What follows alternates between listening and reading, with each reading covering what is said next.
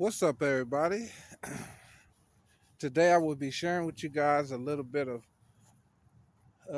Tulsa history, a story I found very interesting. Um, I'm here at Veterans Park, um, kind of downtownish a little bit. It's one of the first parks here in Tulsa, Oklahoma. Uh,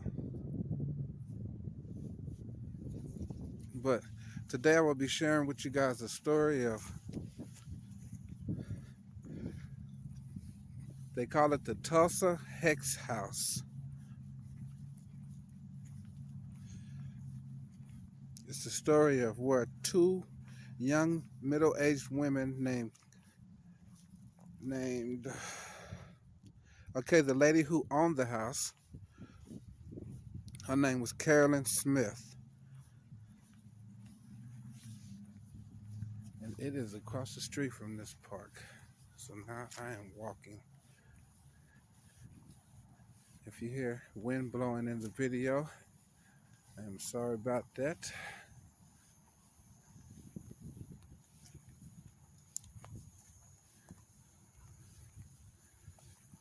I bet this tree been here since the birth of Tulsa.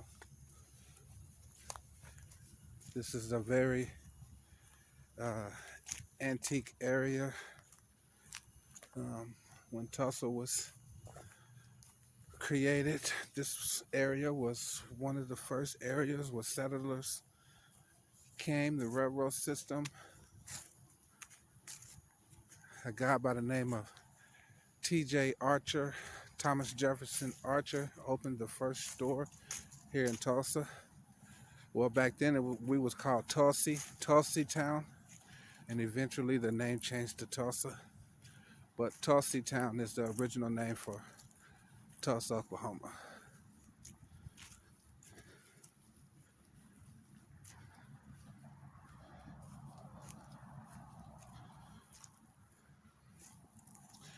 Okay, the house, it was in 1944, was right there on that property where the for sale sign is.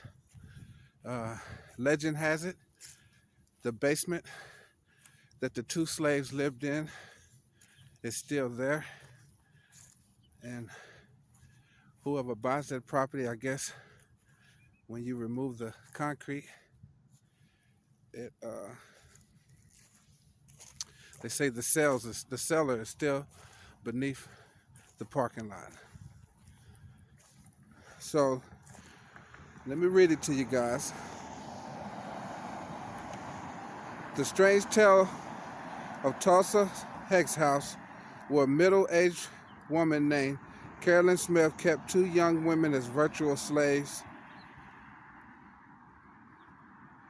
In 1944, Smith, 51, was living in a stately ivory-covered duplex, which is right here in this empty parking lot.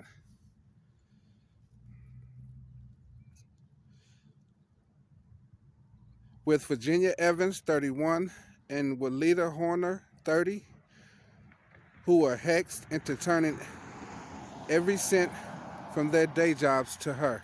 So I guess she was keeping them as slaves, making them work, and they have to give all their whole money to them.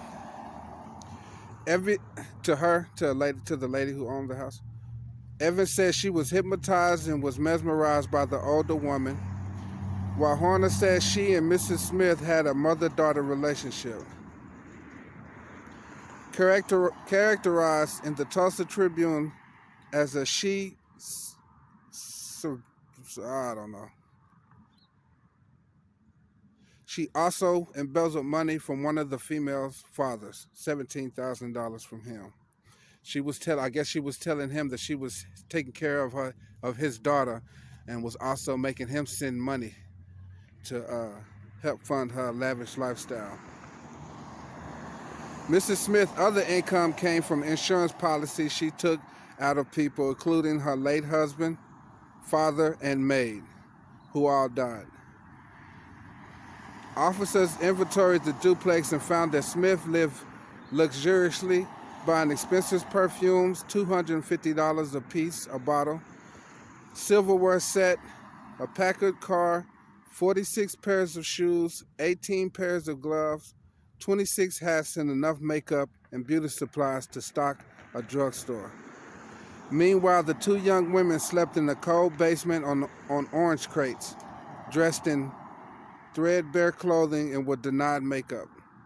Neighbors reported a mysterious midnight burial in the yard, prompting police to dig up two small coffins containing the remains of dogs. So, well, people bury dogs all the time. But extensive news coverage hinted lurid details involving a shocking discovery made at the Hex house, which tends to bear out the sex angle.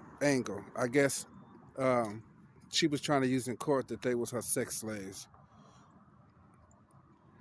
In October 1944, Smith was found guilty of inducing the two younger women to testify falsely against a neighbor and sentenced to a year in prison following a 3-day trial. She was just given a year for that? Wow.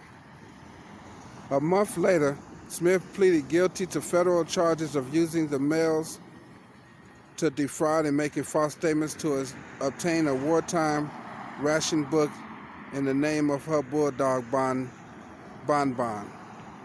Yeah, she was Bon Bon. That's funny. The Hex house was eventually sold and demolished, with the grounds turned into a parking lot for the Adker Shrine Temple. The steps can still be seen on 21st. So those are the steps right there in front of us that led up to the house. And yeah, that's crazy. You know, I have two daughters, so stories like that is kind of, you know, horrid to me, because I would hate for my daughters to be in a situation like that. So I'm surprised she only got a year for that, but they tore the house down, and the parking lot still remains today, and the steps to the house, as you can see in front of me. They say the cellar is still up under the parking lot, and that's kind of spooky. But this was Tulsa's first haunted house, 1944. It's no longer here, but the parking lot is, and the history still remains. I hope you guys enjoyed this short story, the tale of one of Tulsa's stories. Back then they called it Tulsa Town. So you guys take care out there. Have a good day, and I will be sharing more. All right.